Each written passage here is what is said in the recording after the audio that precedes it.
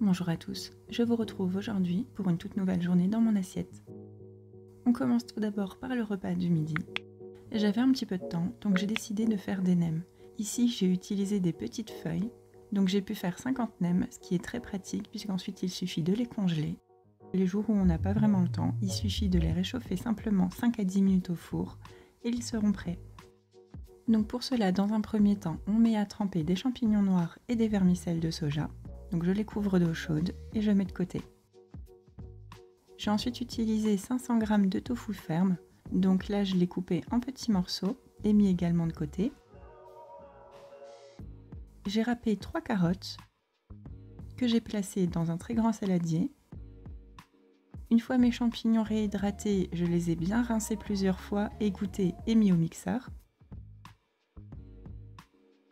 J'ai fait la même chose avec environ 150 g de champignons de Paris. Pour le vermicelle, je le mets également au mixeur, ainsi qu'un gros bouquet de coriandre, et je mixe à peine quelques petites secondes. Il ne faut surtout pas les mixer trop longtemps, parce qu'il faut quand même qu'on garde une bonne texture. On commence à mélanger avant d'ajouter notre tofu. J'ai ensuite ajouté 3 oignons nouveaux que j'ai coupés entièrement. J'ai ensuite utilisé de la sauce végétarienne, donc c'est écrit végétarienne mais elle est bien végane. J'ai utilisé environ les 3/4 de la bouteille, c'était un tout petit peu trop. La farce était un petit peu trop liquide, donc je pense que la moitié de cette bouteille suffirait et vous pouvez la retrouver en magasin asiatique. On rajoute également du sel et on mélange bien le tout. Il suffit ensuite de faire le montage. Donc pour cela, comme vous voyez, j'ai pris des toutes petites feuilles de nem, vous pouvez très bien utiliser les formats classiques. Je rajoute ensuite du soja frais. C'est facultatif, mais c'est toujours plus sympa. Et on fait le montage.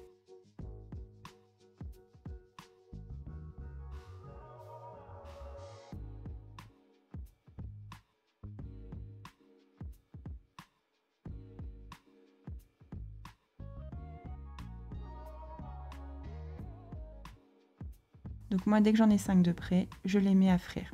Donc ici, j'ai utilisé une friteuse classique où on peut régler la température. Donc je l'ai réglée sur 180 degrés. Si vous n'avez pas de friteuse, vous pouvez bien entendu faire la même chose dans une casserole avec de l'huile pour friture. Ou alors vous les badigeonnez d'huile et les cuisez au four.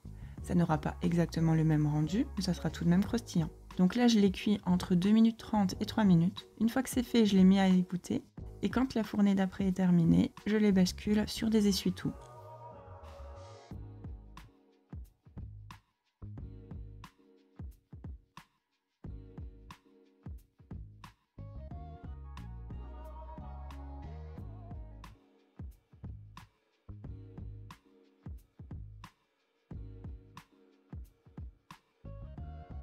Donc là, comme vous pouvez le voir et même l'entendre, ils sont extrêmement croustillants. J'ai accompagné ça d'un simple riz parfumé, du sésame et du kimchi.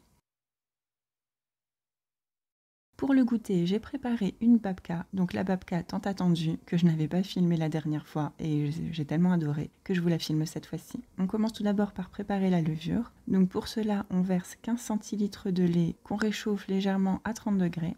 On y ajoute une cuillère à soupe de sucre et une cuillère à café de levure boulangère. Et on la met de côté pour environ 20 minutes.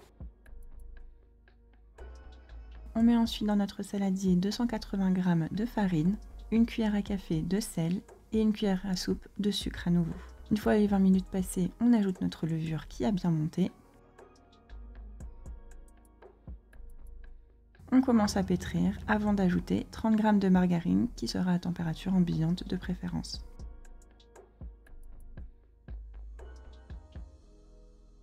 On pétrit et une fois que le bâton se décolle bien des parois, on peut la mettre en repos pour au moins 2 heures. En parallèle, on va préparer notre garniture. Donc là, je vais vous en présenter deux.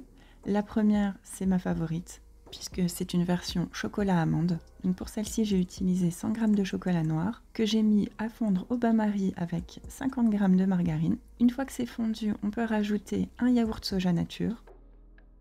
Si vous n'en avez pas, vous pouvez très bien utiliser soit de la crème de soja ou alors du lait, toujours l'équivalent de 100 ml. J'ai rajouté une demi-cuillère à café d'arôme d'amande amère, c'est également facultatif, mais moi comme j'adore le goût de l'amande, je l'ai rajouté. J'ai également ajouté une cuillère à café de vanille, j'ai bien mélangé avant d'ajouter un paquet entier de poudre d'amande, soit 125 g. À ce moment-là, j'ai constaté que ça manquait un petit peu de sucre, donc j'ai simplement rajouté une cuillère à soupe de cassonade. Vous pouvez très bien la rajouter au moment où vous faites fondre votre chocolat. Une fois les 2 heures passées, on prend notre pâte et on l'étale en un grand rectangle.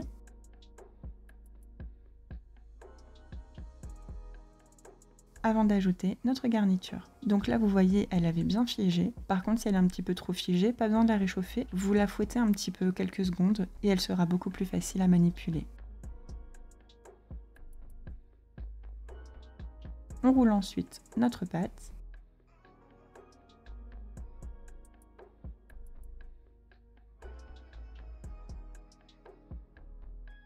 On met la soudure en dessous et ensuite on la divise en deux.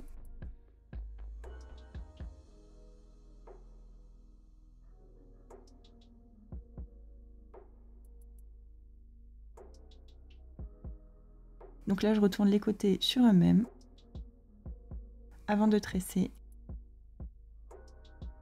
Pour l'autre côté, je fais pareil. Et il ne reste plus qu'à le glisser dans un moule à cake. Pas besoin de mettre de film de cuisson ou de graisser, c'est une brioche, c'est gras, ça va ressortir sans problème. On laisse ensuite reposer. Donc là, je vous explique la mésaventure. Donc je l'ai laissé lever dans mon four pendant 4 heures. Je n'avais pas le choix, je n'étais pas là. Mais 1 heure, je vous rassure, c'est largement suffisant. Grâce aux 4 heures, elle avait énormément gonflé. Mais comme je l'ai un petit peu trop basculé, là je ne sais pas si vous avez vu, mais on voit bien le torchon qui s'affaisse et avec la brioche qui s'affaisse également. Donc je l'ai quand même mise au four, avec l'espoir qu'elle regonfle un petit peu, même si je n'y croyais pas trop. Et comme vous pouvez voir le résultat, elle n'est pas remontée. Est-ce qu'elle était présentable? Pas réellement. Est-ce qu'elle était bonne? Oh mon dieu, oui. C'était vraiment un délice. Il faut tester absolument le chocolat à amande. Mais comme je m'en voulais de cette présentation, j'en ai refait une 2 jours après et je vous filme le résultat. Là ici, je n'avais plus d'amande, donc c'était exactement le même mélange, sans la poudre d'amande, sans l'amande amère. Je ne l'avais pas complètement laissé figer, donc vous voyez que le chocolat a bien recouvert le dessus. Je l'ai donc laissé cuire pour 20 minutes à 180 degrés et elle était parfaite. Autre petite mésaventure, comme quoi c'était la journée. Lorsque je vous ai préparé les nems avec du tofu, je pensais ouvrir un paquet de tofu classique, mais en fait c'était du tofu soyeux. Du coup, obligé de l'utiliser le jour même ou le lendemain. Après avoir demandé votre avis sur Instagram, j'ai décidé de préparer un clafoutis tomate cerise feta. Donc pour cela, j'ai d'abord émincé 5 échalotes. Je les ai faites revenir quelques instants dans l'huile d'olive. Voilà, comme d'habitude, je pleure quand je coupe des échalotes ou des oignons. À côté de ça, j'ai préparé l'appareil. Donc j'ai utilisé 200 g de tofu soyeux. J'ai rajouté 150 ml de lait de soja et je l'ai passé au mixeur. Une fois bien lisse, j'ai rajouté 40 g de maïzena et 50 g de farine. J'ai bien mélangé avant d'ajouter environ 3/4 d'une cuillère à café de sel et de l'origan. J'ai ensuite ajouté mes échalotes revenues, puis du basilic frais. J'ai ensuite huilé un plat à gratin avant d'ajouter des tomates cerises. J'ai ensuite émietté la découverte du moment, le blanc grec de Violife. C'était la première fois que je l'utilisais. C'était juste délicieux. Je ne sais pas si vous l'avez déjà testé, mais si ce n'est pas le cas, faites-le. Si vous aimez un peu le goût fort du fromage type grec ou alors fromage de chèvre, vous allez adorer. Bon, le goût était un petit peu fort, donc j'avoue, j'en ai peut-être mis un petit peu trop. Si vous aimez le goût, mais pas que ce soit trop fort, mettez-en un petit peu moins que moi. Mais moi, s'il fallait le refaire, je referais exactement la même chose. On ajoute ensuite l'appareil. Il est un petit peu épais, donc il suffit de bien le lisser. Et il ne reste plus qu'à l'enfourner pour 25 minutes à 180 degrés. Ce clafoutis était délicieux. Il était parfaitement figé et le goût du fromage en plus, vraiment un délice à refaire impérativement. C'est une de mes nouvelles recettes favorites et la prochaine fois je le ferai également avec des petits cubes de courgettes grillées. Et du coup, comme mon paquet de tofu soyeux était de 500 g, il fallait bien que je les coule, donc j'ai testé une mousse au chocolat. Donc pour cela, j'ai encore utilisé 200 g de tofu soyeux que j'ai mixé directement. J'ai rajouté une cuillère à soupe de sirop d'érable, j'ai fait fondre 100 g de chocolat noir, je l'ai ensuite détendu avec un petit peu de tofu soyeux. Avant de tout rajouter et de bien fouetter quelques minutes. J'ai ensuite versé le mélange dans 3 petits ramequins et mis au frais. Et là, comme vous pouvez le voir, ça se fige vraiment bien. On dirait vraiment une mousse au chocolat, mais bien dense, vous voyez, pas celles qui sont toutes légères. C'était vraiment très bon, malgré que ce soit du soja, le goût du chocolat était vraiment présent. Et grâce à ces deux recettes, j'ai réalisé qu'on pouvait faire pas mal de choses avec le tofu soyeux. Dites-moi en commentaire, est-ce que vous l'utilisez? Et si oui, vous en faites quoi? J'espère que ces nouvelles recettes vous auront plu. Si c'est le cas, comme d'habitude, je vous laisse liker la vidéo. Abonnez-vous si ce n'est toujours pas fait. Et à très bientôt.